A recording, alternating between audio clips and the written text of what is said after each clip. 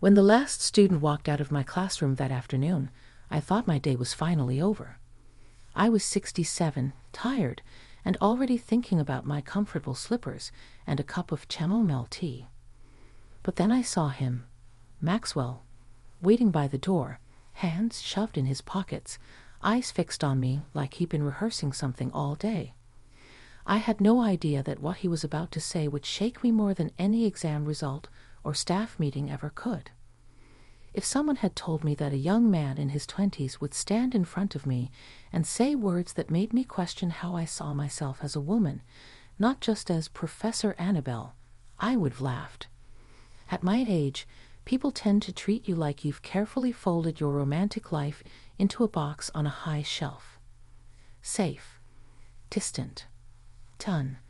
But that day in an empty classroom with the sun sliding down the windows, I realized how wrong that assumption was. What started as a normal college afternoon turned into a conversation that made me feel seen in a way I hadn't felt in years. No dramatic music, no thunderstorm, no Hollywood scripts, just a quiet room, two people, and a confession I never expected to hear. And the most surprising part? It wasn't about him trying to cross a line. It was about how I had changed his life, and how, in a way I never anticipated, he changed mine too. Before I dive into everything that happened, I want to ask you something. Where are you watching from? Which city, which little corner of the world are you in right now? Go ahead and write your city in the comments. I love imagining these stories echoing out into living rooms and bedrooms and kitchens all over the world. Now, let me take you back to that day. It was a long Thursday. You know the kind, where the clock seems stuck somewhere between too early and not late enough. I'd already taught 3 classes, answered more emails than any human being should, and listened to 2 different colleagues complain about the coffee machine in the faculty lounge. By the time my last class rolled around, my voice had that rough, slightly tired edge to it, and my feet were silently begging me to sit down. But the funny thing about teaching is that sometimes, in the middle of your exhaustion, a moment of connection sneaks up on you. That day, it came in the form of Maxwell. He always sat in the second row, not in front. Those seats were for the great obsessed overachievers, but not in the back either, where the sleepy and the distracted hid behind laptop screens. Second row, slightly to the left. He had this thoughtful way of listening, like he wasn't just hearing the words, but turning them over in his mind, trying to see the shape they made. That day, I remember he was especially focused. We were talking about personal narratives and how our stories shape the way we see ourselves. I asked the class to think about a moment in their life that changed them, not in some dramatic movie way, but quietly, like a door opening in a hallway they didn't know existed. Sometimes, I told them, a single conversation, a single sentence, can become that moment, and you don't even realize it until much later. I didn't know at the time that I was about to live one of those moments myself. When the class ended, there was the usual chaos, the zipping of backpacks, the murmur of conversations, the scraping of chairs. A group of girls came up to ask me about an assignment. Someone wanted an extension. Another wanted to confirm the reading list. It was all so routine that I barely noticed who was still in the room and who had left. Then slowly the room emptied. My students filtered out into the hallway, the voices fading away. I started gathering my things, my notes, my pen, my reading glasses that I always pretend I don't need. I slipped them into my bag and finally looked up. That's when I realized Maxwell was still there. He was standing by the door, not leaning on the wall, not scrolling on his phone, just waiting. His backpack strap was hooked around one shoulder, his other hand fidgeting with a keychain. When our eyes met, his face did this tiny, nervous twitch, like he'd been caught doing something he wasn't sure he was allowed to do. "Maxwell," I said, surprised, "is everything all right?" He took a breath. One of those deep, steadying breaths you take when you're about to say something that matters. Yeah, I mean, I think so. He gave a small, awkward smile. Do you have a minute, Anne? Professor. I smiled. For you? Sure. Come on in. Close the door, if you'd like. The moment I said it, I felt a strange flutter in my chest. It was such an ordinary sentence, but somehow the quiet room suddenly felt more intimate. The door made a soft click as it shut, and the hallway noise dropped away, like someone had turned down the volume on the outside world. He didn't come too close. He stood a few steps away from my desk, giving me space. That alone told me something about him, about his respect, his awareness. I appreciated that more than I could say. So, I asked, keeping my voice light, "What's on your mind?" He shifted his weight from one foot to the other. "I've been thinking about what you said today, about moments that change us." I nodded. It's a lot to think about. "Yeah," he said, then paused. "I think I'm kind of in one of those moments right now." There was something in his tone that made me straighten up a little. Not danger, not disrespect, just intensity. Emotion, carefully held back, like water pressing against glass. "All right," I said softly. "Tell me." He laughed under his breath and glanced at the window, where the late afternoon light was fading into a mellow gold. "You know, I've been trying to rehearse this in my head for weeks, but it never sounds right." My heart gave a tiny, confused skip. Weeks? Rehearse what? He lifted his eyes back to mine, and they were steady now, like he'd found his resolve in the space between one breath and the next.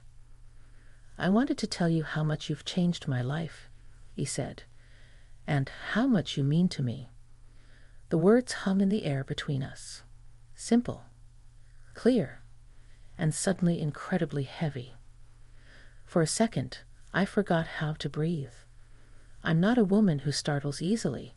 I've lived long enough, loved enough, lost enough, but there was something disarming about hearing those words from someone so much younger, in a room where I usually talk about grades, deadlines, and office hours. I did what I always do when I'm surprised. I reached for humor. "Well," I said gently, lips quirking into a smile, "that's a very big statement, Maxwell. You sure you don't just mean you're grateful I let you hand in that essay late last month?" He smiled back, but his eyes stayed serious. "No, it's not about that. I mean, yeah, thank you for that too. But this is more." A strange warmth spread through my chest. I wasn't naive. I knew about boundaries, about ethics, about how it might look if anyone walked in. But I also knew sincerity when I saw it. And this was sincere. Raw, even. "All right," I said, folding my hands on the desk, anchoring myself. "Tell me the more part." He took another breath and started talking. Slowly at first, then with the kind of momentum that comes when you're finally saying things you've been holding in for too long. He told me about the first day he walked into my class, when he was still unsure if he belonged at the university at all. How he'd been thinking about dropping out, how his family had been skeptical about him studying something impractical. How he had been carrying around this quiet, gnawing fear of not being good enough. "And then there was you," he said. "You treated me like my thoughts mattered, like my questions weren't annoying or stupid. You look people in the eye when they talk. Do you know how rare that is?" I felt the back of my throat tighten. I hadn't thought that was anything special. To me, it was just basic respect. He went on. He talked about the day I'd stayed after class with him and helped him work through a paper he thought he'd ruined. The way I'd pushed him, but gently. The way I'd told him he had a voice worth hearing. "You said, you're allowed to take up space in the world, Maxwell." He reminded me. "Do you remember that?" I squinted, trying to call the exact moment to mind. I couldn't. I say a lot of things to a lot of students. But hearing my own words come back to me like that, it was like seeing a version of myself through his eyes. "I remember the idea," I said softly. "I'm glad it stuck." "It did," he said, "more than you know." There was a long, quiet pause. The room felt smaller somehow, but not in a bad way. More like it had become a container for something fragile and important. And he added, voice dropping just a little, "It's not just about the class or school. It's you, the way you carry yourself, the way you speak. I don't know, you're kind of incredible, Anne, Professor." His slip made me smile. "You can say Annabelle. We're not in the middle of a lecture now." "Annabelle," he repeated very carefully, like he was trying on the sound of it. "I know I'm younger. I know I'm your student. I know this probably sounds crazy, but I needed you to know how much you mean to me, not just as a teacher, as a person, as a woman." That last word landed somewhere deep inside me. As a woman. When you're in your 60s, late 60s at that, people don't often say that to you, not like this. They say ma'am. They say dear. They say my favorite professor. But they rarely look you in the eye and acknowledge you as a woman with presence, with gravity, with warmth. For a moment, my mind flashed back to younger years, to late-night conversations over wine, to nervous first dates, to the electric feeling of being desired, admired. Somewhere along the way, life, work, grief, and responsibility had layered themselves over those memories like dust on a bookshelf. I hadn't forgotten them exactly. I just hadn't expected to feel that alive again in that particular way. I became very aware of my own body in that moment, the way my hands rested on the desk, the slight lean of my shoulders, the way his gaze never wandered anywhere inappropriate, but still seemed to see all of me. I took a slow breath, steadying myself. "Maxwell," I said quietly, "thank you for trusting me enough to tell me all of that." He swallowed. "I was scared you'd be angry, or think I'm some kind of creep. If you'd said all this in a different way, maybe," I replied with a gentle smile. "But you didn't. You've been respectful, honest.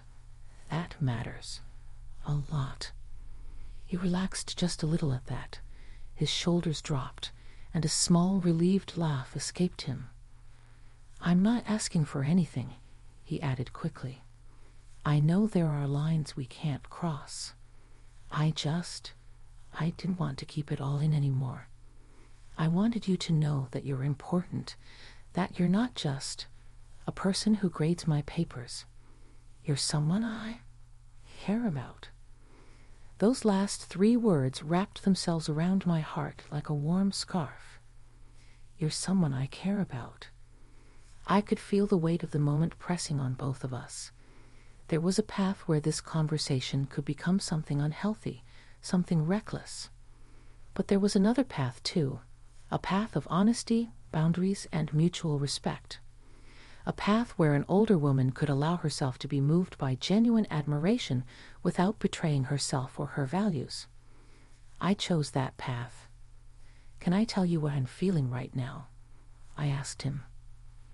He nodded, eyes searching mine. "Please." "I'm moved," I said simply. "More than I can easily explain.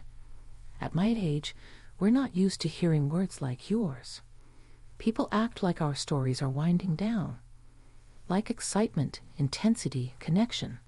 Those are all meant for younger people." I smiled sadly. "You reminded me that I'm still here. That I still matter. As a teacher, yes, but also as Annabelle. As a woman." He listened with a seriousness that surprised me for someone his age. No smirk, no arrogance. Just quiet attention. "But," I continued, "I also have a responsibility. To you, to myself, to my position here. I can't pretend we're just 2 strangers on a train. I'm your professor. There are rules, ethical ones, that protect both of us." Do you understand that? He nodded immediately. Yeah, I do. I swear, I'm not trying to make your life complicated. I chuckled softly. Too late. You've certainly made it. Interesting. He laughed, and the tension in the air loosened a little. I'm glad you told me, I said. I really am. But I need you to hear this clearly. Whatever you're feeling, I respect it. I'm honored by it, and I'm not dismissing it, but we have to hold it carefully. We can't act on it in ways that would hurt you or me or your future. His jaw clenched for a second, and I could see the battle in his eyes, between desire and understanding, between longing and responsibility. Then he exhaled, long and slow, and nodded. I get it, he said. I don't want to mess up your life. Or mine. I just wanted you to know. And maybe I wanted you to feel seen too. That sentence hit me harder than he probably realized. Maybe I wanted you to feel seen too. Thank you, I whispered. For a moment, we just stood there in the soft light of the empty classroom, me behind my desk, him a few steps away, like the space between us was a line we were both acknowledging without needing to draw it on the floor. Outside, I heard footsteps in the hallway, a distant door closing, the world reminding us it still existed. Listen, I said gently, whatever you're feeling, it doesn't have to disappear. But maybe we can. Reshape it. Let it be something that supports you instead of confusing you. Let it be admiration, gratitude, a reminder that you're capable of forming deep connections, that you're not invisible either. He smiled, and there was a softness in it that made him look younger and older at the same time. Yeah, he said quietly, I can do that. We talked a little longer, about his plans after graduation, about his fears of failing, about the way he sometimes felt like no one really listened to him at home. I shared a bit too, carefully but honestly. I told him I understood what it meant to feel underestimated, to feel like people only saw one version of you. The sun slipped lower in the sky, the classroom dimming around us until the whiteboard looked almost gray. Eventually, I glanced at the clock and smiled. If we stay here much longer, they'll start charging us rent, I joked. He laughed and hitched his backpack higher on his shoulder. Thank you for listening, he said softly. Not just today, all semester. Thank you for trusting me, I replied. And Maxwell? Yeah. Don't ever apologize for feeling deeply. Just learn to carry it in a way that doesn't hurt you or anyone else. That's the real work of growing up. He nodded, eyes shining just a little more than before. I'll see you in class, Annabelle, he said, the name coming out gentler this time. Yes, I answered, feeling that warm, complicated ache in my chest. I'll see you in class. He opened the door, and the noise of the hallway flowed back in. For a second, he looked like he was going to say something else, then thought better of it. He gave me one last quiet smile and walked away. When the door clicked shut behind him, I finally let out the breath I hadn't realized I was holding. I sat down slowly in my chair and stared at the empty rows of desks. My life didn't suddenly turn into a movie. There was no dramatic soundtrack, no instant, reckless decision. Just a woman of 67, alone in a quiet classroom, feeling more alive, more seen, and more complicated than she had in a very long time. I pressed my hand lightly against my chest and closed my eyes for a moment. I hadn't expected his words. I hadn't expected my reaction.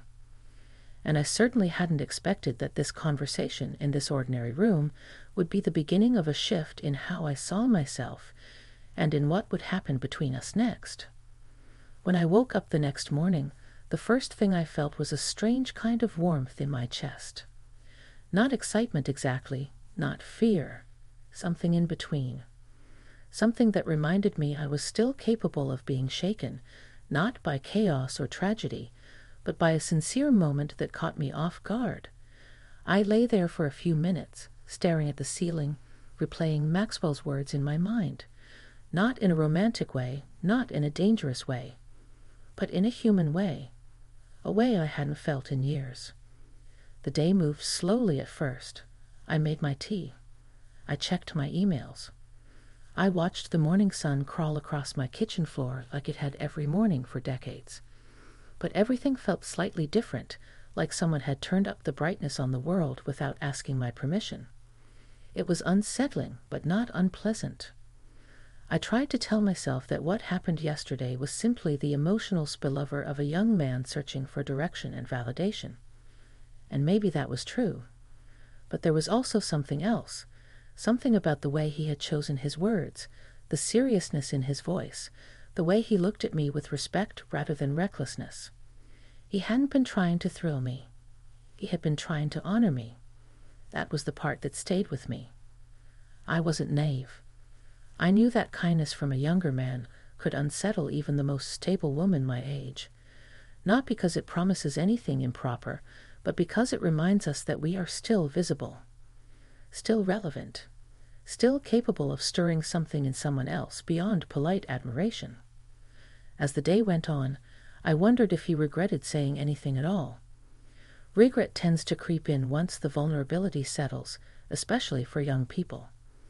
I wondered if he would avoid eye contact in class, or if he'd pretend nothing happened, or if he'd walk in with that same steady bravery he had yesterday. By the time my afternoon class rolled around, I felt that familiar flutter in my stomach, the one you get when you're not sure how a conversation you didn't plan to have will reshape the next one. When I stepped into the classroom, students were already filtering in. Some chatting, some scrolling on their phones, some looking half asleep. The hum of normalcy filled the room instantly, and for a moment, I wondered if I had imagined the intensity of yesterday.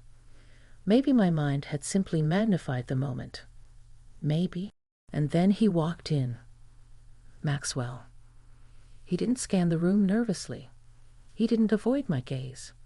He spotted me instantly, and when our eyes met, he gave me the smallest, calmest nod. Subtle, respectful, steady. In that single gesture, he communicated everything I needed to know. He wasn't ashamed of what he had said. He wasn't pretending it didn't happen. He wasn't pushing for more. He was simply acknowledging the truth of the moment and the boundary we had both agreed to. I nodded back, just as gently.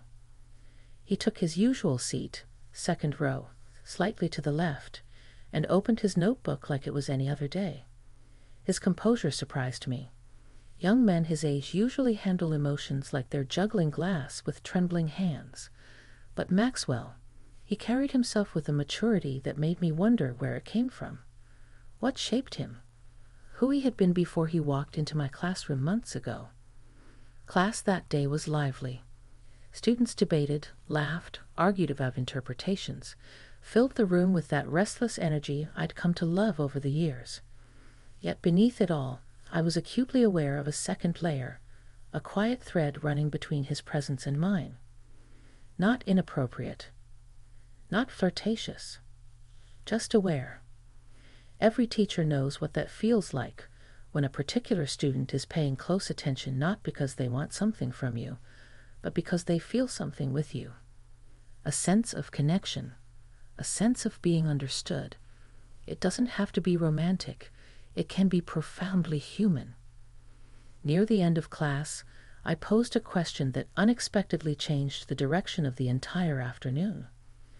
Would anyone be willing to share a moment from their life, I asked, where someone said something that shifted how you saw yourself? Silence swept the room for a moment. Students avoided eye contact, as they often did when personal reflection was at stake. I didn't expect anyone to volunteer. So when Maxwell raised his hand slowly, deliberately, my breath caught. "Yes, Maxwell?" I asked, my tone careful. He didn't look at me, not directly. He stared at his notebook instead, his voice steady and open. "I had a conversation recently," he began, with someone I really respect. Someone older, wiser, someone who's made a big impact on who I'm becoming. I kept my expression neutral, but inside I felt something shift. This person reminded me that I'm allowed to take up space in the world. He continued, that I don't need to be quiet to be accepted, and that my voice matters, even if I don't always feel